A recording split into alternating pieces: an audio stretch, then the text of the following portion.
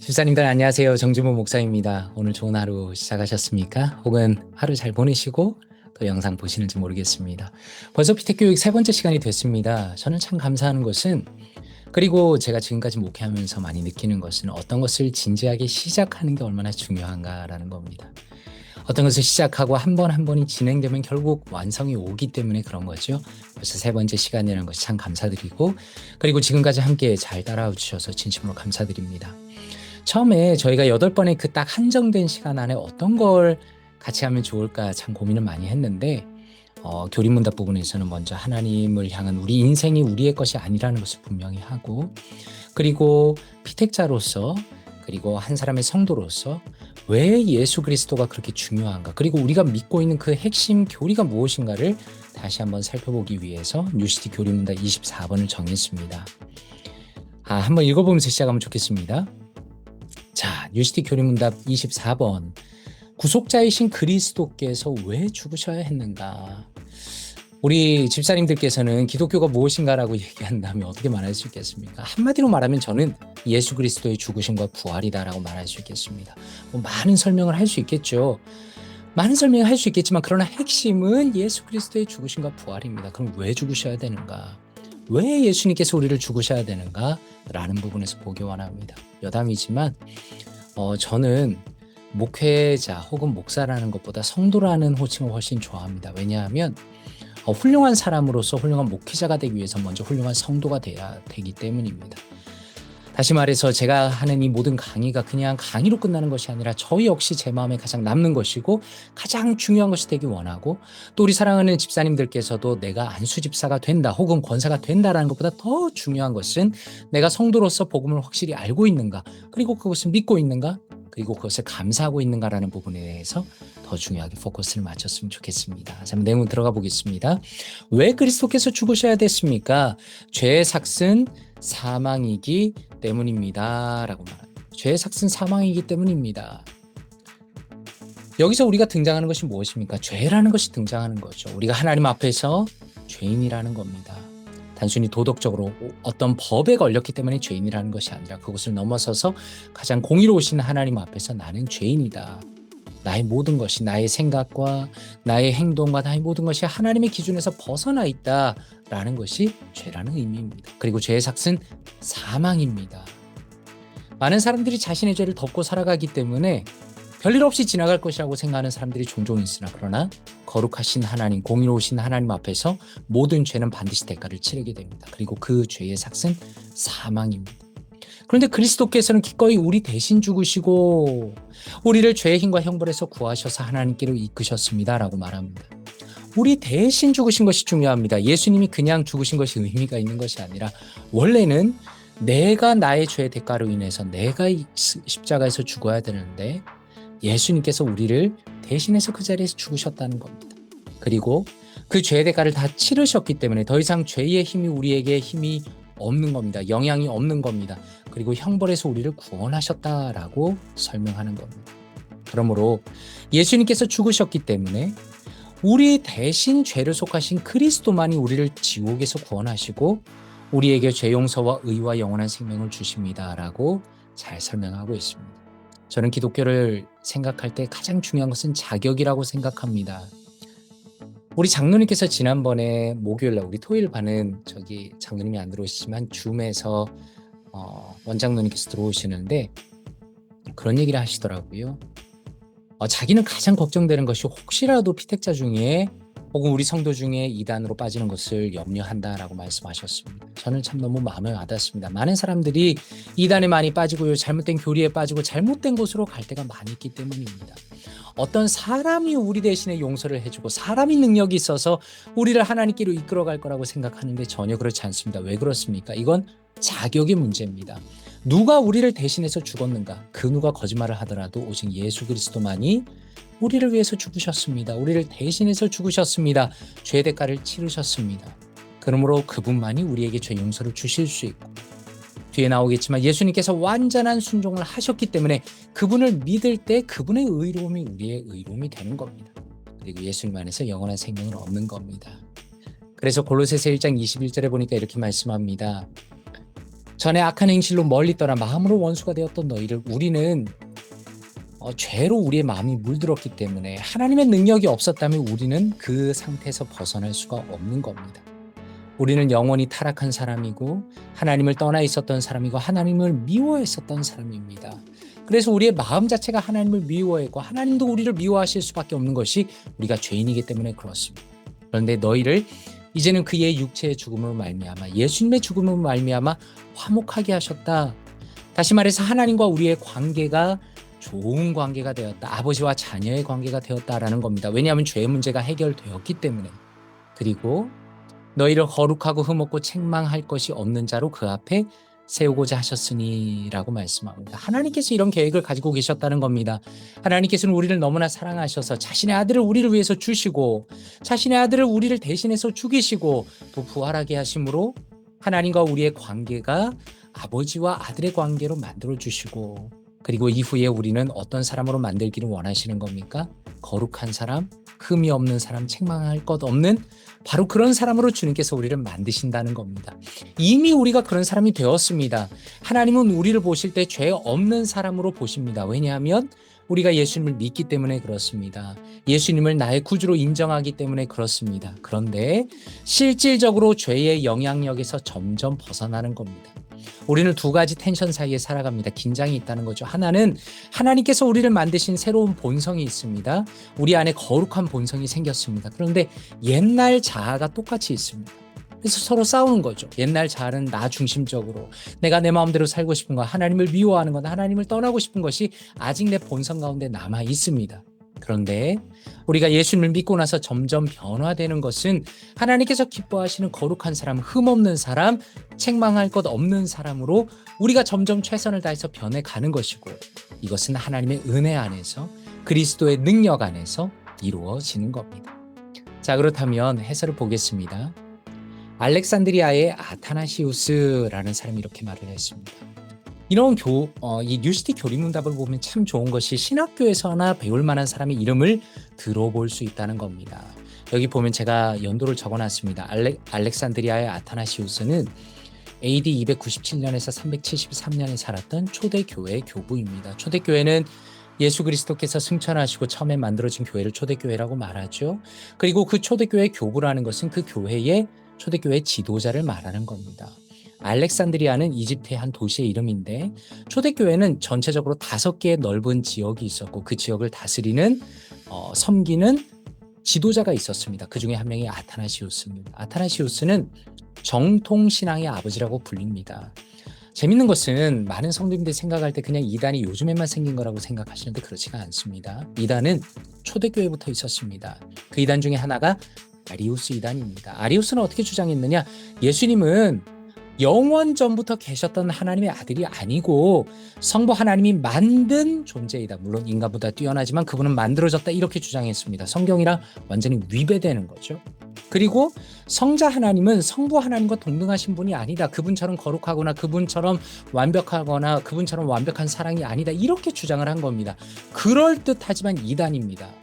지금 이단들도 마찬가지입니다. 지금 이단들 얘기를 잘 들어보면요. 예수님을 뺀 것이 아닙니다. 예수님 얘기를 똑같이 합니다. 그런데 어떻게 하는가? 예수님보다 자신의 교주가 더 위에 있든지 아니면 동급이라고 얘기하는 겁니다. 그것은 이단입니다. 아리우스랑 똑같습니다. 예수님은 영원하신 아버지 하나님과 동일한 본성을 가지신 분이시고 동일한 권능을 가지신 분이시고 그런데 그분께서 우리를 위해서 죽으셨다는 겁니다. 그래서 초기에 이단에 그런 예수님을 폄하하는 예수님을 낮게 보는 그저 피조물의 하나로 보는 그런 이단이 있었지만 아타나시우스는 바로 그런 이단에 맞서 싸운 정통신앙의 아버지입니다. 너무 중요한 분이죠. 그런데 잘 보면 이 아타나시우스가 말했던 이 내용 자체가 우리가 지금 배우고 있는 기독교 신앙의 핵심과 별로 변하지가 않습니다. 거의 똑같은 얘기를 하고 있습니다. 제가 읽어보겠습니다. 그러므로 우리의 육신은 모두 죽음으로 부패하기 쉽기 때문에 그분은 우리와 같은 육신을 입으시고 우리를 대신해 죽음의 자신의 몸을 굴복시키셔서 성부 하나님께 그 몸을 내놓으셨다. 그분은 우리를 향한 순전한 사랑에서 그렇게 하셨고 그래서 그분의 죽음으로 우리 모두가 죽을 수 있었다. 마치 요즘에 정통 기독교 신앙에서 얘기하는 설교와 똑같은 내용이죠. 우리를 대신해서 자신의 몸을 하나님 앞에 내어놓으셨고 그분의 순전한 사랑 때문에 그렇고 우리의 자격 때문이 아니라 그분의 사랑 때문에 그렇고 그분의 죽음으로 인해서 우리 모두가 죽을 수 있었다. 다시 이제 죄의 권세를 이겨낼 것을 이제 이렇게 표현한 겁니다. 우리 모두가 죽을 수 있었다라고 고백한 것을. 그렇게 해서 사망의 율법은 폐지되었다. 이 율법이 폐지되었다는 것은 무슨 의미인가? 하나님께서 구약에 명령들을 주셨습니다. 예를 들어서 10계명입니다. 그걸 간단하게 율법이라고 말할 수 있겠습니다. 그런데 율법은 무엇을 요구하는가? 그 율법을 지켜야 됩니다. 그렇지 않으면 거룩하신 하나님 앞에 하나님께서 우리를 벌하실 수밖에 없습니다. 그런데 예수님께서 죽으셨기 때문에 그 율법이 폐지되었다는 겁니다. 제가 조금 더 읽으면서 설명하겠습니다. 사망이 율법에 정해진 것을 그분의 육신으로 성취하셨기 때문에 그 후로 인간에 대한 그 율법의 힘은 무효가 되었다라고 말합니다. 여기서 의미하는 것은 이것입니다.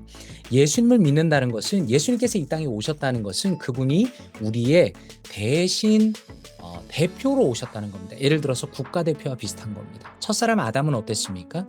우리가 태어나기 전에 인류의 대표로 아담이 있었지만 마귀의 시험에 실패한 거죠. 졌습니다.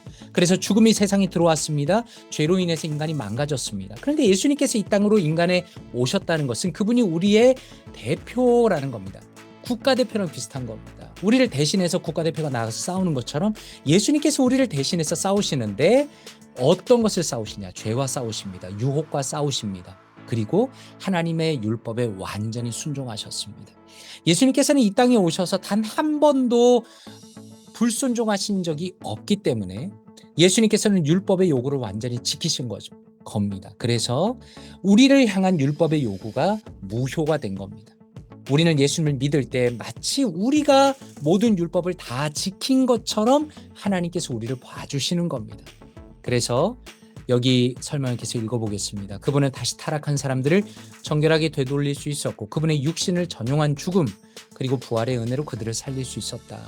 예수님께서 모든 하나님의 말씀에 순종하시고 그리고 우리가 죽어야 되는 모든 죽음을 짊어지셨기 때문에 여기서 전용한 죽음이라는 게 조금 말이 어렵지만 그런 뜻입니다. 우리의 모든 죄대가를 짊어지시고 우리가 죽어야 하는 것을 그분께서 다 짊어지시고 죽으셨기 때문에 또 부활의 은혜로 우리를 살리셨기 때문에 우리는 더 이상 죄의 권세로부터 완전히 해방이 되었다는 겁니다. 하나님의 말씀이 우리를 정죄할 수는 있겠죠. 너는 나쁜 사람이야. 너는 십계명을 어겼어. 그러나 하나님께서 우리를 보실 때는 어떻습니까? 우리가 하나님의 말씀을 다 지킨 것처럼 봐주신다는 겁니다.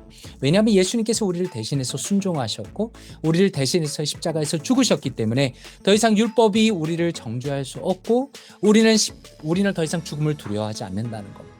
그래서 너무나 아름다운 표현이 나오죠. 아타나시우스가 한 마지막 대사입니다. 그러므로 그분은 불이 짚을 태워 없애듯 그들에게서 성도들에게서 죽음을 완전히 사라지게 만드셨다라고 말합니다. 여기서 죽음이라는 것은 영원한 죽음을 의미하는 것이죠. 지옥에서의 죽음을 의미하는 겁니다. 그런데 그러한 사망, 그러한 죄로 인한 형벌로 인한 죽음이라는 것은 더 이상 우리에게 존재하지 않습니다. 우리는 그저 죽음을 통과하면 하나님의 영원한 나라로 들어가는 것입니다. 이것이 아타나시우스가 얘기한 것이고 사실 지금 우리가 기독교 정통신앙에서 배우는 것과 거의 똑같은 것을 얘기한다는 거죠. 여기서 무엇을 알 수 있습니까? 기독교 신앙은 누군가 만들어낸 게 아니라는 겁니다. 예를 들어서 제가 설교하는 것도 정진무 목사가 혼자 방 안에서 앉아가지고 성경을 연구하면서 하는 것이 아니라 이미 2000년의 기독교 역사 가운데 수많은 믿음의 선진들이 주장했던 그것을 그대로 우리 자신에게 얘기하고 또 설교하는 것입니다. 자, 그러면 마크 데보 목사님은 이 부분에 대해서 어떻게 설명하는가? 마크 데보 목사님은 워싱턴에 있는 캐피털 힐 침례교회 담임 목사님입니다. 여기서 왜 침례교를 인용하나 우리는 장로교 아니냐 이렇게 말할 수 있겠죠. 여기서 간단하게 말씀드리면 아마 그때 한 집사님께서 개혁주의가 뭐냐 이런 거 물어보신 걸로 제가 기억합니다. 개혁주의는 칼빈의 신학을 기반으로 한 겁니다. 칼빈의 신학이라는 것은 하나님 주권 중심적인 신학을 의미하는 겁니다. 그런데 칼빈은 장로교 시스템을 얘기했습니다. 장로교 시스템이라는 것은 우리가 지금 장로교에서 갖고 있는 게 장로교 시스템입니다. 성도님들 중에 대표로서 장로로 뽑고 장로와 저 담임 목사도 장로에 들어갑니다. 장로로서 당회를 구성하고 교회를 다스리는 겁니다. 근데 이 교회 시스템은 다르지만 행정적인 정치 시스템은 다르지만 칼빈의 하나님 주권적인 신학을 그대로 가지고 있는 분들 중에 침례교 성도님들이 있습니다. 침례교는 스펙트럼이 넓습니다. 그 장로교랑 똑같은 개혁주의를 갖고 있는 분들도 계시고 그렇지 않은 분들도 계시지만 이 마크 데버 목사님이란 분은 사실 신학적으로 봤을 때는 장로교랑 똑같은 신학을 가지고 있습니다.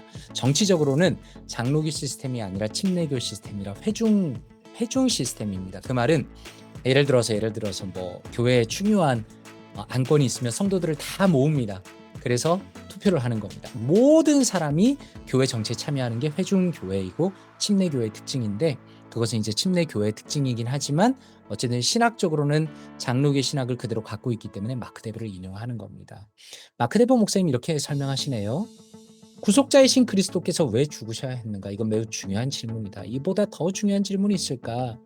그리스도께서는 완전한 삶을 사셨다. 지금 반복한 부분이죠. 제가 앞에서도 말한 거고 아타나시우스도 똑같은 얘기를 한 겁니다. 예수님께서는 완전한 삶을 사셨다. 그런데 아타나시우스는 조금 어렵게 설명했다면 마크 데버 목사님 조금 더 쉽게 설명합니다. 그것은 당신과 내가 살아야 했던 삶이다. 하나님 앞에서 하나님은 공의로우신 하나님, 정의로우신 하나님, 가장 거룩한 분이기 때문에 그분은 우리에게 완벽한 것을 요구하십니다. 근데 우리가 못하는 것이 문제죠. 하나님의 요구는 틀린 것이 없죠. 그런데 그리스도께서 완전한 삶을 사셨다. 그러면 밑에 질문입니다. 왜 죽으셔야 됐는가? 예수님께서 완벽한 삶을 사셨는데 그분은 죄가 없었는데 왜 죽으셨는가? 그럼 이렇게 질문하는 겁니다. 논리적으로 봤을 때 우리 자신을 위해서 죽으신 것이 아니면 자신을 위해서 죽으신 것이 아니면 분명하다. 왜냐하면 예수님은 죽을 이유가 없기 때문입니다. 죄의 대가를 치를 이유가 없습니다. 자신은 죄가 없으니까. 그런데 그 밑에 줄에 보니까 그분은 생명을 내려놓고 십자가의 죽으심으로 자신을 희생하여 우리가 받아야 할 형벌에서 우리를 구원하는 것이 그분의 뜻이었다는 겁니다. 그래서 십자가의 죽음은 대신 죽는 것이 핵심입니다. 그냥 예수님이 십자가에 죽었대 이게 문제가 아니고 예수님께서 우리를 대신해서 죽으셨다. 완전히 순종하신 죄 없으신 그분께서 우리를 대신해서 죽으셨다는 게 기독교의 신앙의 핵심입니다. 그래서 그 밑에 설명이 추가로 나옵니다. 잘 알다시피 하나님은 선하시기 때문에 죄를 벌하신다. 너무 중요한 거죠. 우리도 어떻습니까? 예를 들어서 어떤 사람이 흉악범이 있습니다. 그러면 우리가 마음에 분노가 일어나죠. 아니 어떻게 저런 사람이 벌을 받지 않는가? 저런 사람은 감옥에 가야 한다. 심지어 사형에 처해야 한다. 이렇게 우리가 설명합니다. 그 말은 우리의 마음속에도 정의를 향한 갈망이 있다는 겁니다. 하나님의 형상으로 만들어졌기 때문에 그렇습니다. 그런데 그 잣대를 우리에게 대지는 잘 않죠. 그게 인간의 모순입니다. 그런데 아주 엄밀하게 말하면 우리가 우리의 형벌을 받아야 되는 겁니다. 예를 들어서 한번 생각해 보십시오. 제가 제 기준으로 제가 일주일 동안 지은 제가 지금 뒤에 스크린에 비춘다고 해보십시오. 아마 저는 너무나 부끄러워서 도망가고 싶을 겁니다. 아마 우리 집사님들도 마찬가지겠죠. 그리고 그 죄는 마땅한 형벌이 필요합니다. 그런데 우리가 받아야 되는 형벌을 누가 받습니까? 우리의 모든 평생의 죄, 과거와 현재와 미래의 모든 죄를 예수 그리스도께서 다 짊어지시고 죽으셨다라는 겁니다. 그래서 당신과 내가 은밀하게 행한 잘못도 하나님은 알고 계신다. 그분은 개념이 아니시고 상상으로 누가 만들어낸 것도 아니고 하나님은 선하고 옳은 것에 모두 철저하셔서 모든 죄를 벌하신다. 그래서 예수께서 오신 것이다. 예수는 우리의 구속자가 되기로 하셨다. 구속자라는 것은 영어로 리디머입니다. 값으로 어떤 것을 사는 것입니다. 우리는 죄의 값을 치러야 하고 그 빚을 지고 있는데 예수님께서 자신의 죽으심으로 인하여서 그 값을 치르시고 우리를 구원하셨다는 것이 구속자라는 의미입니다. 하늘아버지의 뜻은 무엇입니까? 예수님께서 우리의 죄를 대신하는 희생 제물로 자신을 드리신 것이다. 바로 그것이 우리가 종종 사용하는 단어인 대속물의 뜻이다. 당신과 내가 있어야 할 자리에 대신 그분이 계시는 것이다. 우리가 우리 죄를 회개하고 그 죄에서 돌이켜 예수를 신뢰한다면 그분은 우리의 대속물이 되신다. 자, 구속자가 왜 죽으셔야 했는가? 그것이 당신과 내가 살 수 있는 유일한 방법이기 때문이다 라고 설명합니다. 자, 이 내용을 가지고 말씀 지난번에 한 것처럼 북클럽 하듯이 마음에 드는 문장을 적어보시고 요약을 필요하면 적어보시고 느낀 점을 적어보시고요. 적용을 꼭 적어보시기 바랍니다. 마지막 기도입니다. 우리 죄를 속하신 구주 예수님, 십자가의 죽음으로 가는 길에서 돌아서지 않으시고 그 죽음과 그 이후의 모든 것을 감당해 주셔서 감사합니다. 주님의 죽으심으로 우리는 영원히 살 수 있습니다. 이 사실을 기억하며 우리가 용기와 믿음과 소망으로 우리 자신의 죽음을 마주할 수 있도록 도와주십시오 라고 기도합니다. 이렇게 마무리하려고 합니다. 우리 사랑하는 집사님들께서는 자신의 죽음 앞에서 담대함을 가지고 계십니까? 저는 목회자로서 사실 수많은 죽음을 경험하고 며칠 전에 소천하신 한 성도님의 죽음도 바로 옆에서 경험하였습니다. 제가 항상 느끼는 것은 우리의 삶은 너무나 짧다는 겁니다. 저는 어떻게 보면 대단한 목사, 대단한 권사, 대단한 안수 집사보다 가 되는 것보다 더 중요한 것은 예수 그리스도에 대한 복음을 진심으로 받아들이고 이것을 정말 시어리어싸게 나의 것으로 여기고 예수님께서 나를 위해서 대신 죽으셨다는 그것을 믿고 확신하면서 기뻐하며 나의 죽음 앞에서 언제든지 담대함으로 살아가는 것이 정말 진정한 신앙인이라고 생각합니다. 바라기는 이 과를 통해서 내가 어떻게 구원받는가를 꼭 기억하시면 좋겠습니다. 예수 그리스도가 나를 위해서 어떤 일을 행하셨는가를 기억하면 좋겠습니다. 그분은 존귀하신 하나님의 아들이시며 하나님과 본질상 동등하신 분이시며 신 그 자체이신데 우리를 위하여 기꺼이 이 땅에 오셨고 나를 위하여 자신의 고귀한 생명을 주셨다는 그것이 나의 마음에 진심으로 남아서 우리의 죽음이 언제 다가올지 모르겠으나 그 어떤 죽음의 위협도 넘어서며 오직 주의 교를 위하여 진심으로 기뻐하고 감사하고 우리의 삶을 다해서 교회를 섬길 수 있는 저와 사랑하는 우리 집사님들 다 되시면 좋겠습니다. 그런 은혜 가운데 이 내용을 묵상해 보시고요. 또 정리해 보시면 좋겠습니다. 오늘도 들어주셔서 감사드리고 진심으로 감사드리고 또 좋은 하루 되시면 좋겠습니다. 감사합니다. 정진모 목사였습니다.